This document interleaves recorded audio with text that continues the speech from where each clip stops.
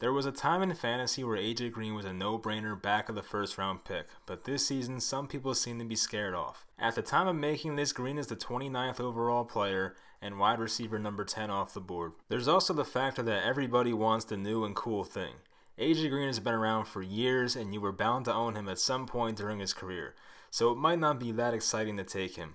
However, I do believe that he will once again finish as a wide receiver 1 and have a nice year in 2019. Let's get into why. Talent.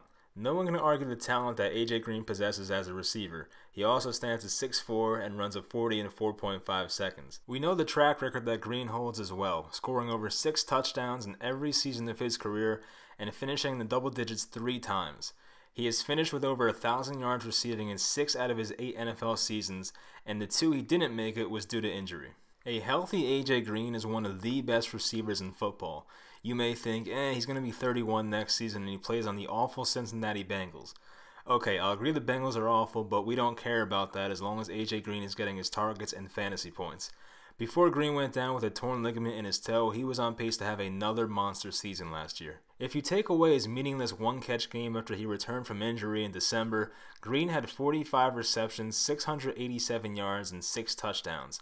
Over a full season, that would have added up to 90 receptions, 1,374 receiving yards, and 12 touchdowns, easily making him a wide receiver 1 and more close to a top 5 fantasy receiver. Now yes, it's concerning that Green had 2 out of his last 3 seasons cut short due to injury, but they were both injuries that could happen to anybody, a hamstring tear and a toe ligament tear. I wouldn't exactly label Green as injury prone yet because before these injuries he had a history of being on the field a lot.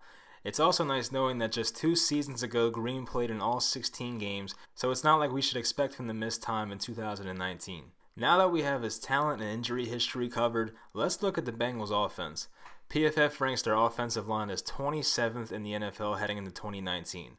Obviously, their first round pick, Jonah Williams, is out for the season already after a torn labrum. I was a huge fan of Williams coming out of college and was hoping he would fall to number 17 to my Giants. Unfortunately, it did not happen. Giants fans should be familiar with some of this offensive line, though, because they have 2 former Giants, left guard John Jerry and right tackle Bobby Hart. Yikes.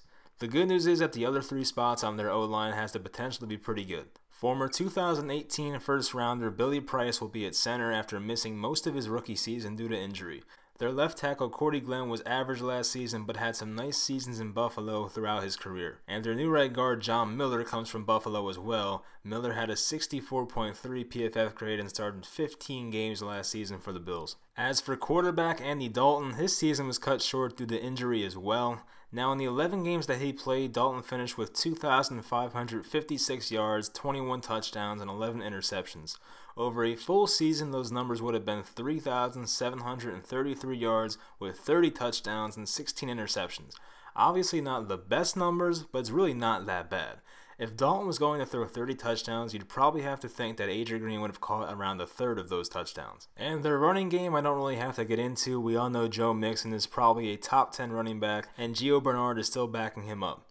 Lastly, the Bengals finally have a new head coach after Marvin Lewis, who had been in that position for like 35 straight years. Their new head coach is Zach Taylor, who had spent time with the Rams as their quarterback and wide receiver coach. Taylor is only 35 years old, and these new offensive minds are exciting. If it works, we could see the Bengals make a huge jump in offensive production. The good news for Taylor is that he gets credited for the big leap in Jared Goff's career. Now, he was only a quarterback coach for 1 season, which was last year, but it was a damn good season for Jared Goff. They also have hired a new offensive coordinator as well, so the Bengals offense should be interesting and definitely more fun to watch. So in conclusion, don't be scared off to draft AJ Green. He's still one of the premier talents at his position and might continue to drop in your drafts. As stated earlier, the guy was on pace for 90 catches, almost 1,400 yards, and 12 touchdowns last season. That's insane. If you can get that production in the 3rd round, that's a potential league winner. Unfortunately, his season was cut short due to injury, but here is your chance to cash in on some nice value in your drafts. If there are any other fantasy topics you would like me to cover just like this, let me know in the comments.